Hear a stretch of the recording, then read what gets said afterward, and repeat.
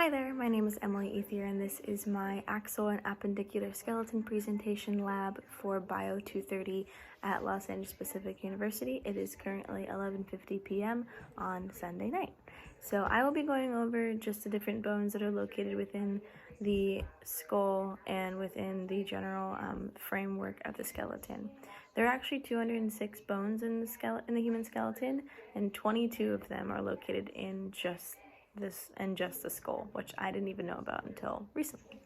Who's gonna help me today is my little buddy Bruce. He's my skeleton. So we're gonna go over just kind of his whole structure. I'm gonna give him a little help because I doesn't have much of a stand. So he's just gonna sit here. So we're gonna go over the anterior skull. I'm gonna be kind of glancing at this little write-up of the different names of the different names of the bones, but just so I remember to list all of them. So let's start. So here we go. I'm gonna lift him up.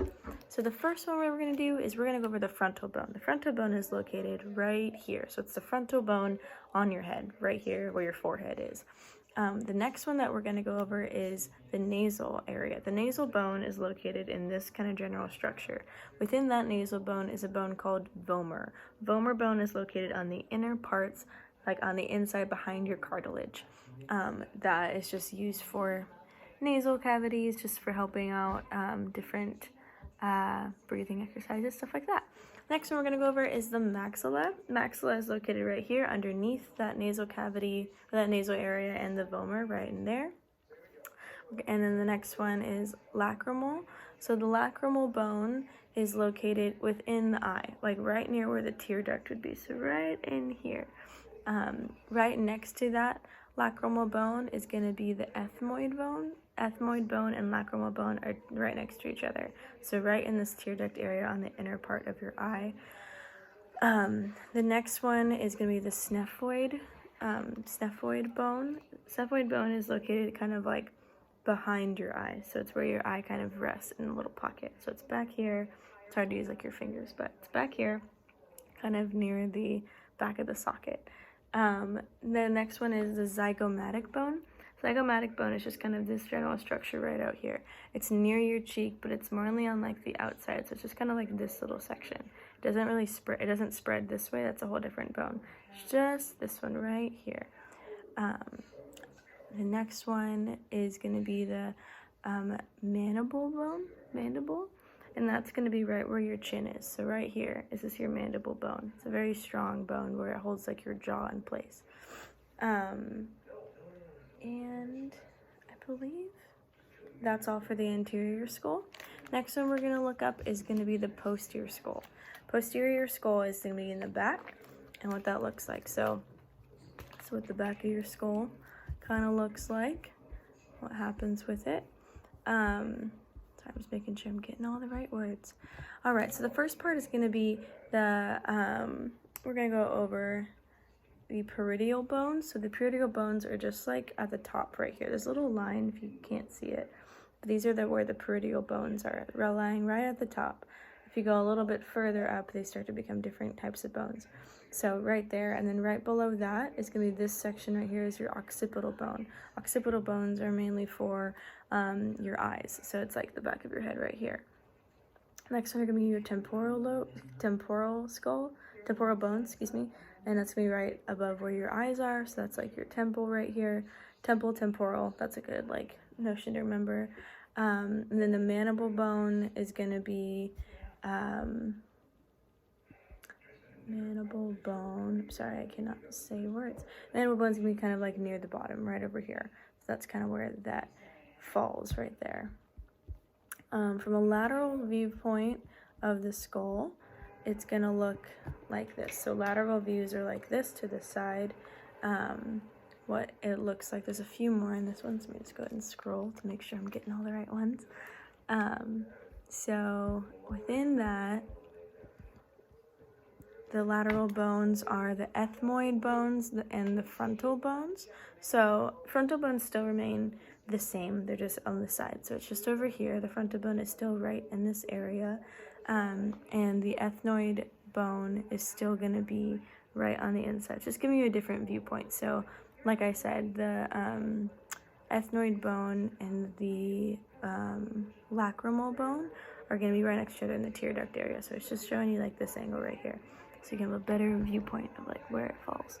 So that's the ethmoid bone, that's the frontal bone, lacrimal right in there, mandible on the side right here, maxilla still right here, occipital, what do we say the one? Occipital bone is just going to be back on the other side right here, where that occipital bone was on the posterior side, kind of falls a bit below right down here. Zygomatic, the zygomatic arch is, or like the zygomatic area of the bone is going to be right within this area. So that's like where the zygomatic process would be, just right back here next to where the jaw kind of happens. And that would be the lateral skull. The inferior skull, probably take this off. Oh yeah, hey, look at that. Inferior skull looks like this. Kind of showing you a little bit more about where everything lands. Make sure I got all of it right. So ethmoid bones, once again, this is like the front. This is like, his head is over here. So this is where the face is. Ethmoid bones fall in this general structure right in there. You can kind of see it. The frontal bone still holds like in the front right here. Snephoid bone still falls in the back. So it's like the back of this area right here is where the snephoid bone would be. Just because, like we said, it's in that within like the back of the eye socket.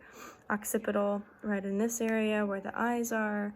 Temporal just a little bit back behind the occipital area, or occipital, I'm sorry, occipital bone is kind of more to the back, so it's coming this way.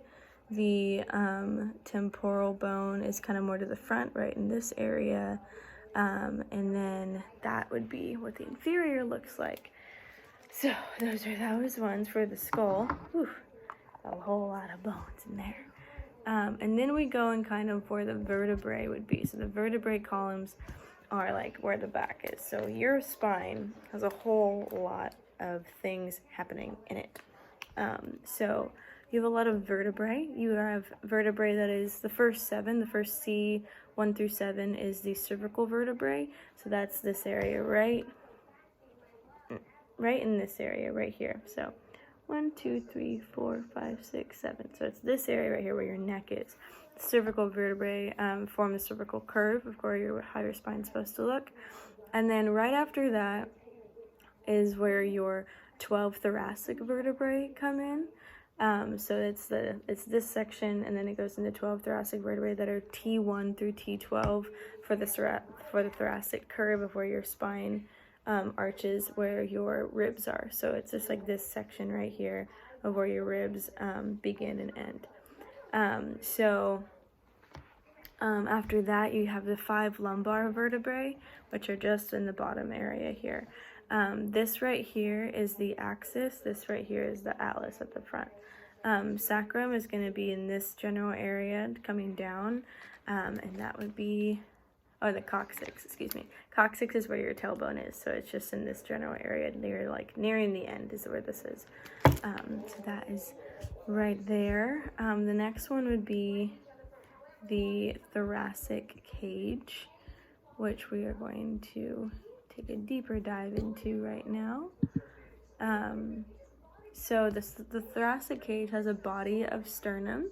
Now the body of sternum is, excuse me, in my hair, the body of sternum is right in this. So this is a thoracic cage right here, this kind of area. The body of sternum is right here. It's in the middle. It's like this large bone that kind of keeps everything in place. If we have manubrum of sternum is like the top right here, which is right here. So this is where this little line that I'm holding with my finger, that's the body. And then right here is the manubrium of the sternum. This is what kind of keeps the structure like hold firm and stuff like that. So the next part, we have 12 pairs of ribs, so 12 on each side. Some of them though are called, these are like, this area is true ribs, these areas like false ribs. So they're still there, and these areas right here, where they kind of point out right here, these are floating ribs, because they don't have a connection that makes them into part of part of the sternum. So those are that one. Those are those.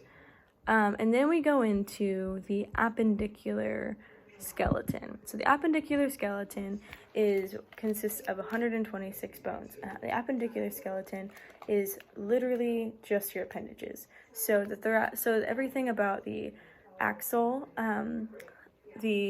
skeleton is it holds everything together. So it holds all major organs and blood flow together, because within, like specifically the thoracic cage, it holds your heart and your lungs and also your kidneys at the bottom. The skull holds your brain and your functioning in that specific area. The spine holds your head and everything else together. So axial keeps everything together and is a protection for the major organs.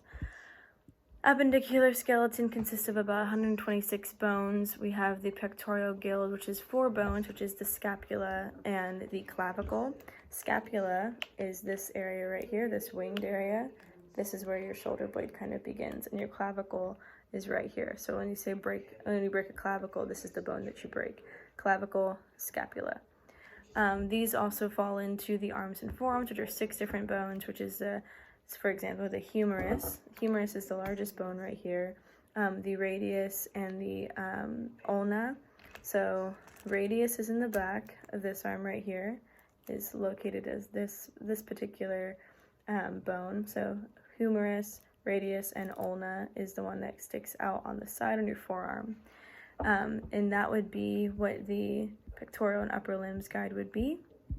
The wrists and hands are made up of 54 different bones, including carpals, metacarpals, and phalanges. So carpals are the kind of way that you're able to bend. They're a lot more flexible, they're a little bit smaller of bones, and metacarpals are even smaller than carpals. So they kind of register within this general area of the hand. The phalanges are then the fingers, so they go up this way, and that's those ones right there. Let's see. And then after the wrists and the hands, you go into the bony pelvis, which is 2 bones, which is oxcoxy. And then you go into kind of this general area right here. So this is the wrist right here, is the pubic bone. This is a femur.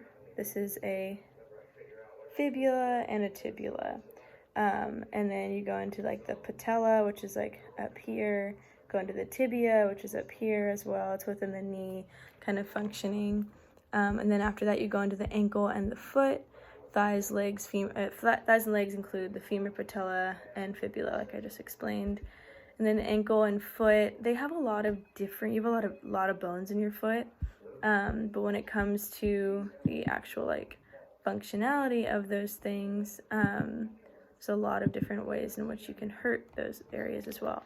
Because your ankles and feet have 52 bones within them. That includes tarsals, metatarsals, and phalanges. Phalanges are toes, the same way that your hands are phalanges. Just think of phalanges for your feet are the toes. So they look like that. Boop, boop. There's a lot of like really bony structures within your foot, which I think is incredibly fascinating. That's why your feet can get really hurt. You need proper footwear. So tarsals live right in this area where the ankle is. Metatarsals live just below the tarsals, and then right after that becomes like the phalanges and lateral bones. So with that all being said, that is the axial and appendicular skeleton presentation, and I hope you guys learned a lot. I know I'm learning a ton in this class, so it's really fun to present it. Thanks for watching.